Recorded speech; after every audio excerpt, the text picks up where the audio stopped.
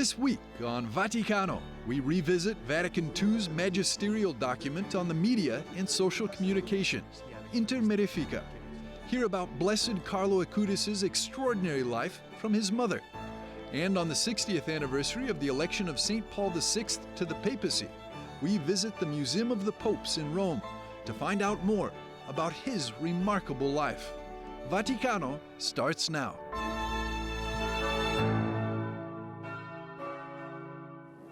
Camminerò a un passo da te e fermeremo il vento come dentro agli uragani. More than 7,000 children from 84 countries met Pope Francis at the Vatican to share their hopes and concerns for the future. Children Meet the Pope is the title of the event accompanying the publication of the Children's Encyclical, with the Holy Father writing in the preface, "Dear children, I embrace you and know that your Pope and Grandfather will do everything so that you may live in a more beautiful and good world." During the meeting, the Pope underscored that children are always able to teach something. Ma cosa possiamo imparare da voi?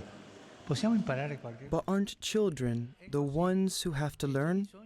Yes, of course. And yes, it is so.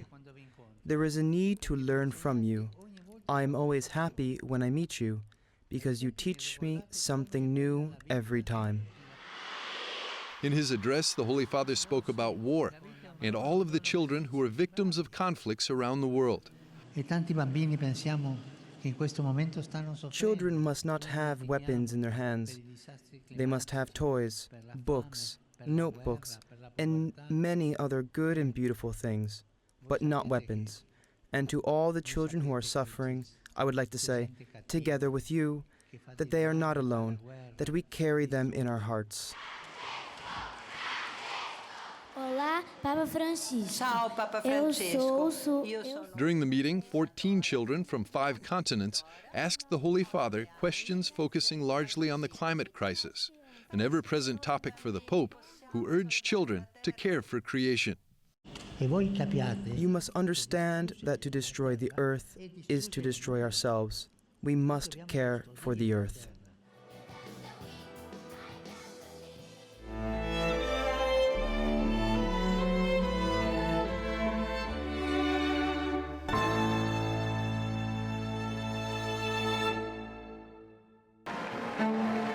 In a new motu proprio, Pope Francis calls for a paradigm shift in Catholic theology.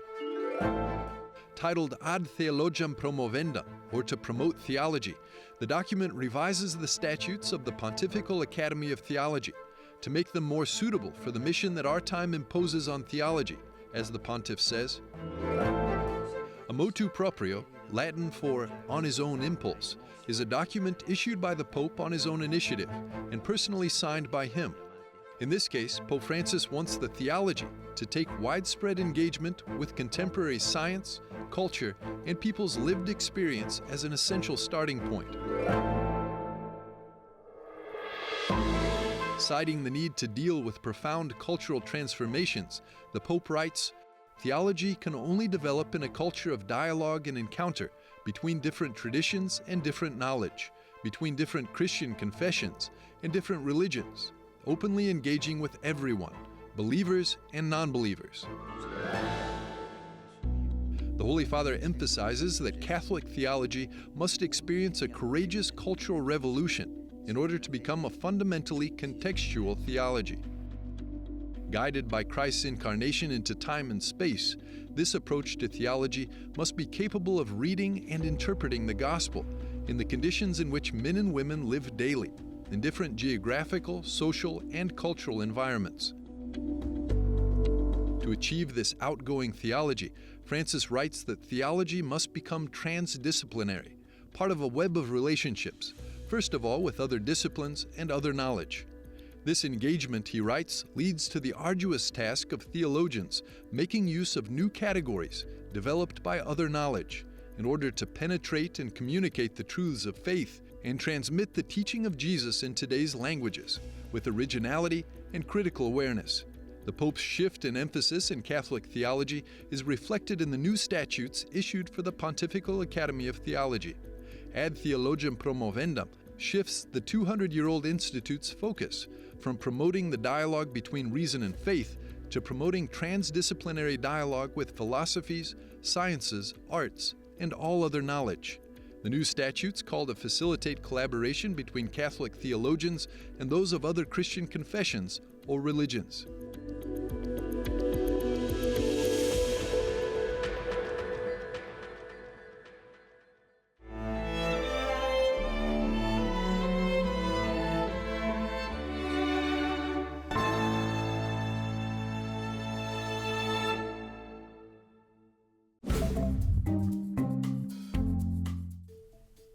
Hello and welcome to this week's Vatican Updates, the most important news from Pope Francis and the Vatican. In an interview with Italian state television RAI, Pope Francis talked about the Synod on Synodality, asked about the Synod's assemblies, discussion on homosexuality. Pope Francis said, "It's true that today it's a bit fashionable to talk about homosexuality. The Church receives all those who can be baptized." He also spoke about war, immigration, women deacons, and his own health. Pope Francis opened 2 new laundromats for the homeless in the northern Italian city of Turin.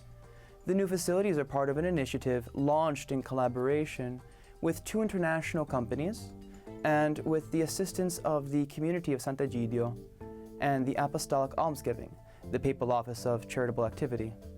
The laundromats are located in the parish of San Giorgio Martire and the La Sosta Welcome Center in Turin's city center, and are operated by volunteers of Sant'Egidio. The Vatican's dicastery for the clergy has agreed to review the mergers of 2 Archdiocese St. Louis parishes, which Archbishop Mitchell Rozensky has declared in May as part of a major pastoral planning initiative affecting parishes and priests in the Archdiocese. Under canon law, a diocesan bishop has the authority to alter parishes, but only for just a reason specific to each parish. Concern for souls must be the principal motivation for modifying a parish. Pope Francis said that he intends to travel to Dubai in the United Arab Emirates for the COP28 Climate Change Conference in early December. The pontiff did not provide further details on the schedule of the trip. The United Nations Annual Climate Change Conference, known as the Conference of the Parties, or COP, includes governments that have signed the UN Framework Convention on Climate Change, the Kyoto Protocol, and the Paris Agreement. Pope Francis's prayer intention for the month of November is for himself, the Pope. "Pray to the Lord that he will bless me," Pope Francis said in a video. He continued, "The fact that someone is Pope doesn't mean that they lose their humanity," he added. "On the contrary, my humanity grows with each day with God's holy and faithful people." The Holy Father called his role as Pope a process where he learns how to be more charitable, more merciful, and above all, more patient, like God our Father, who is so patient. Thank you for watching this week's Vaticano Updates. I'm Matthew Santucci for EWTN Vaticano.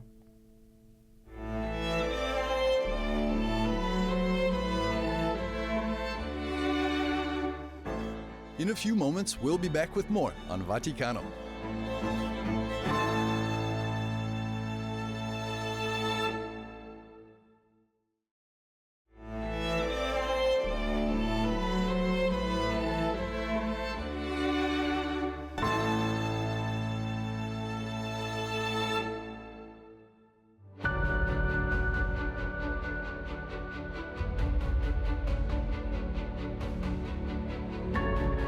December the 4th, 2023 marks the 60th anniversary of the promulgation of INTERMIF, the decree of the Second Vatican Council that revolutionized the Catholic Church's approach to social communications media.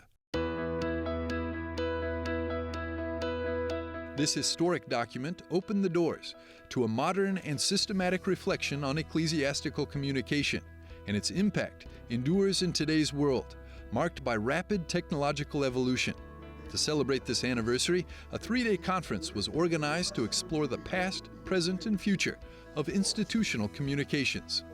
Co-organized by 3 prominent pontifical academic institutions, the Faculty of Institutional Social Communication at the Pontifical University of the Holy Cross opened the conference with a historical analysis and an examination of the institutional context of the document.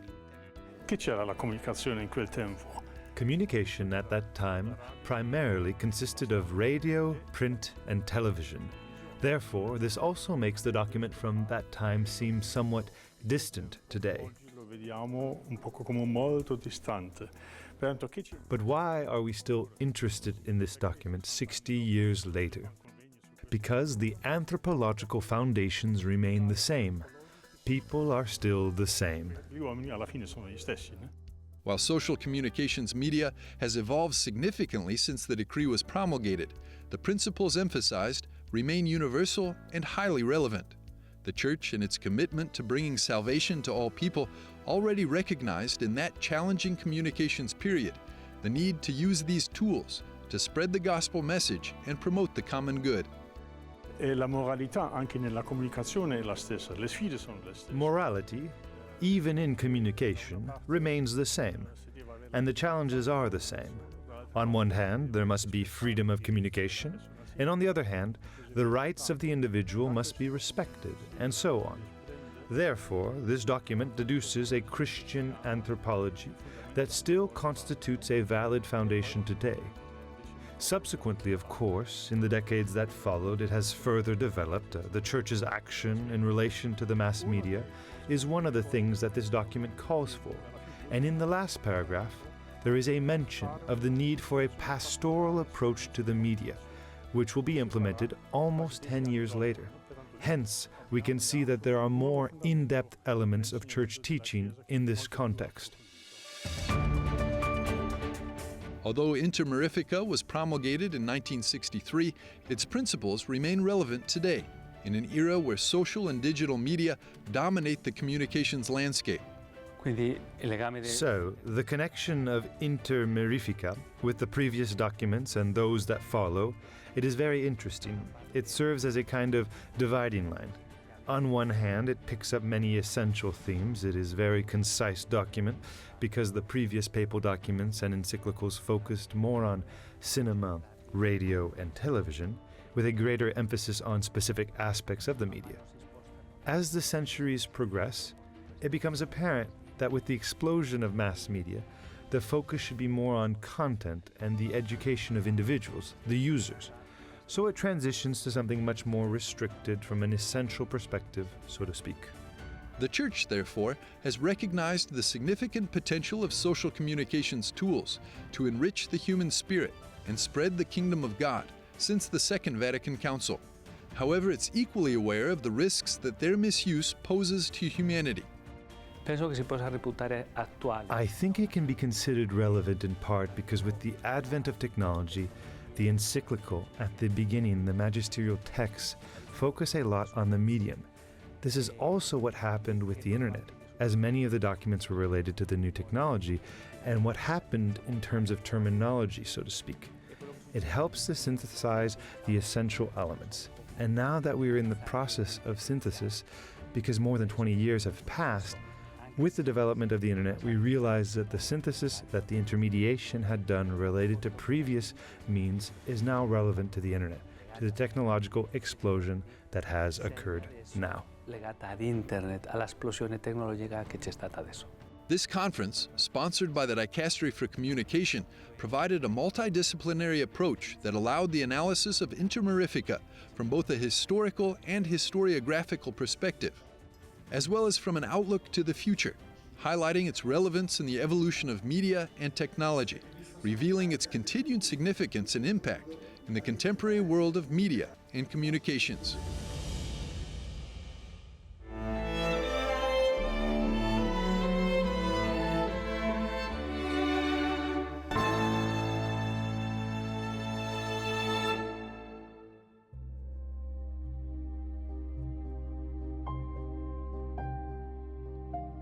"17 years ago, the then 15-year-old Carlo Acutis died of leukemia.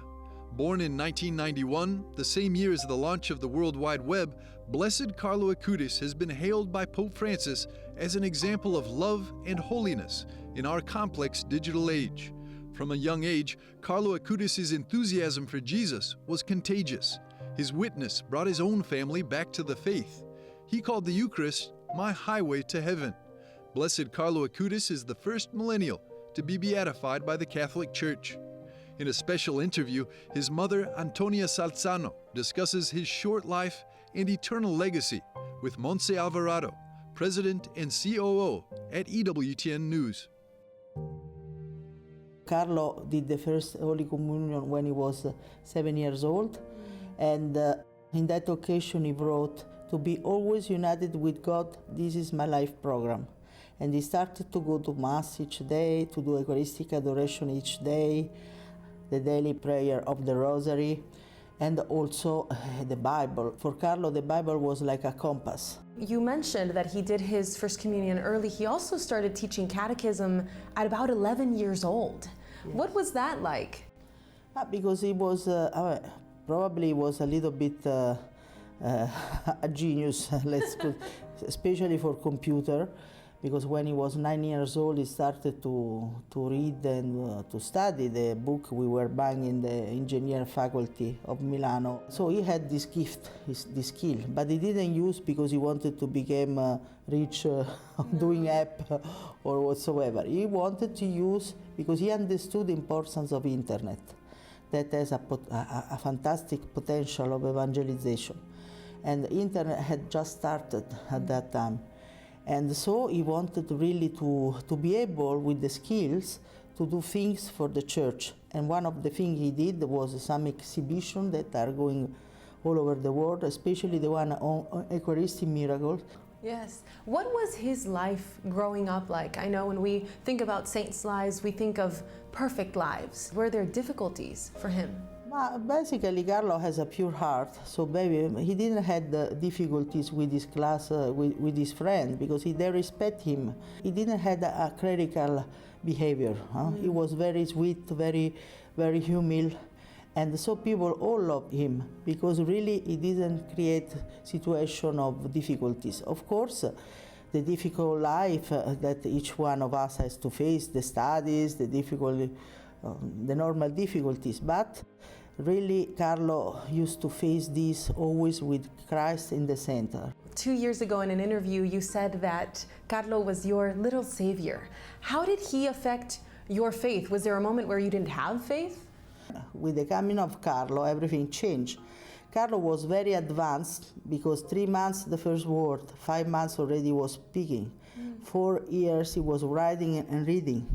And I always say that he was running in front of time. He wanted to enter in the church when we were walking. He was 3 years old, and he wanted to stay in front of the tabernacle, in front of the cross. Why I say that he was my savior? Because through Carlo, I understood that really Jesus is present in the Blessed Sacrament and in the Sacrament. That the Sacrament are the means through which the Holy Trinity give us grace. Through Carlo, I understand that the Eucharist is really so important. And Carlo was the one who made me understand this. And I said always that to understand that in the Blessed Sacrament there is the real presence of God was the discovery of my life. Probably the most important discovery of my life. Well, we're so grateful for your time. Thank you so much, Mrs. Acutis. Thank you. Thank you.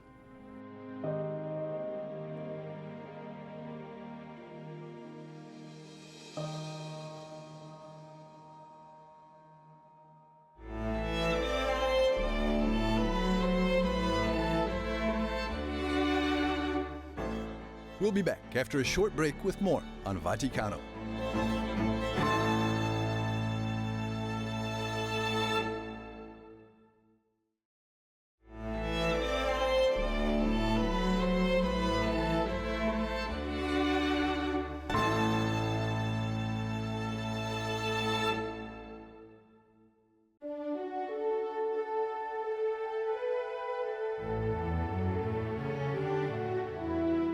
On June the 21st, 1963, the white smoke from the Sistine Chapel announced the election of the Petrine successor to Pope John the 23rd. Cardinal Giovanni Battista Montini became Pope with the name of Paul VI.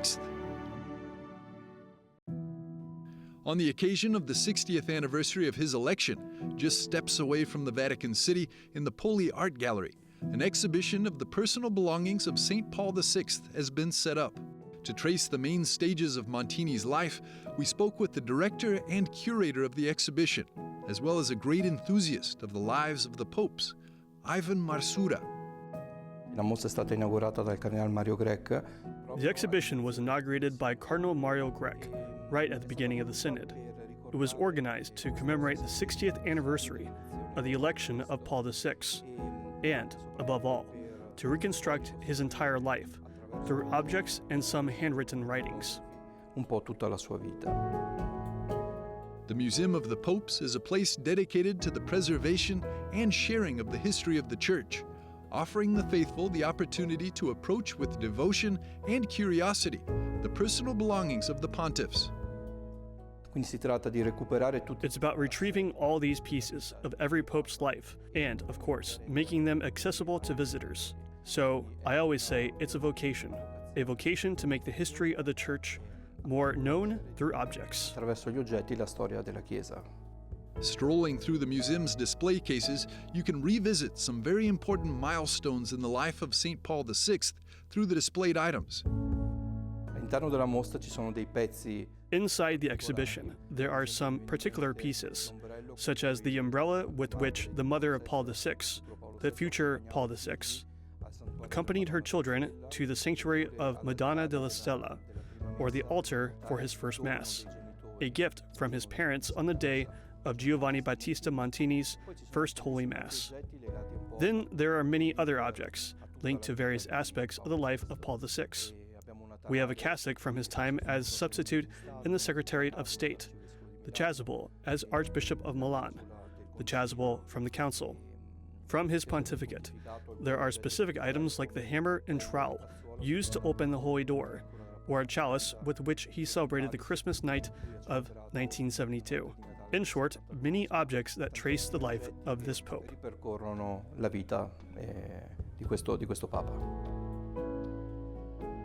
The museum is not just a place of preservation, but aspires to become a permanent venue that contributes to the common good.